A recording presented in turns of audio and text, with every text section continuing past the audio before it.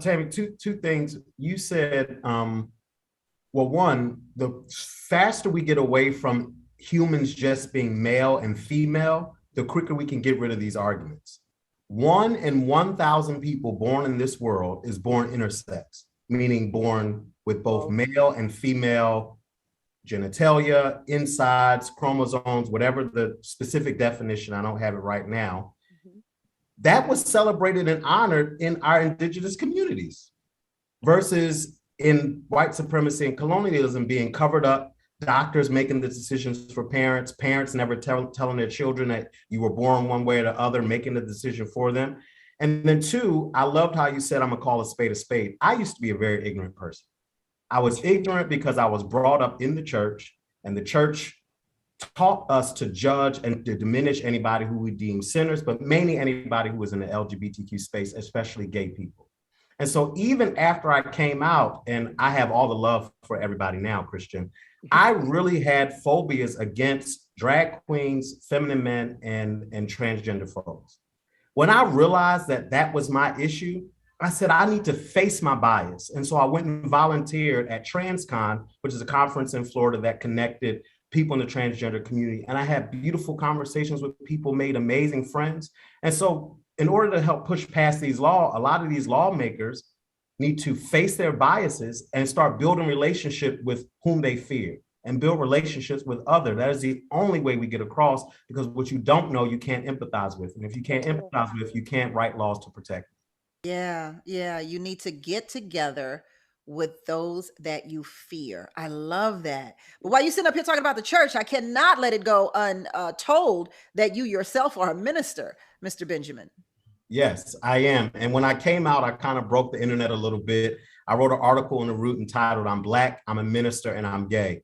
And people didn't have a problem with me being gay. They had a problem because I came out in my minister's collar. And they talked about how unworthy of the cloth I was. And I'm like, first of all, I'm one of the greatest representations of God love on earth. And so the more you love yourself, God said, love me with all your heart, mind, and soul, and love people if you love yourself. The more you love yourself, the more love you have for others. I didn't have love for myself. I hated my gay self. So I hated and judged everybody else. The moment I decided to love me and adopt the unconditional agape love that God has for me, the more I began to love other people. So how do you resolve being a minister and gay? Because as you just said, people were more upset about you wearing the collar than you being gay, which sounds like you got a lot of, how dare you call yourself a minister and you sin. Right. Well, most of the people doing the judging don't know too much about the book that they're using to reference the judge. 50% of Christians only read their Bible 3 to 4 times a year. The other 50% only hear the word in church. And so what I had to do on my journey is to begin to break down the word and decipher what I believe was God, that was a representation of love, and what I believe was man and written by man and controlled by man. The Bible has been translated hundreds of times and is a history book of thousands of years of stories. Nobody sat and wrote it from front to back. And so you have a lot of things that contradict each other. You have a lot of things that aren't true. And you have a lot of activities that are anti-God. For one, children who were disobedient to their parents, the law back in the Bible was you could stone your child to death. Who thinks God made that a law and made that a rule? And if you did, you don't have a heart. And so because if you do that today, you're going straight to jail. You're going to jail. You're going to jail. Yeah. Somebody call the evangelicals and tell them you're going to jail. And so you have to decide for yourself.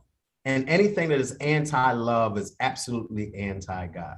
And that's how you have to break down the word. It was written by man, inspired by God, but it is not the full and complete thought and idea of who God is. And that's how I reconcile with it. And tell us about your book. I'm Black, I'm a Minister, and I'm Gay. That was your TED Talk too, right? Absolutely.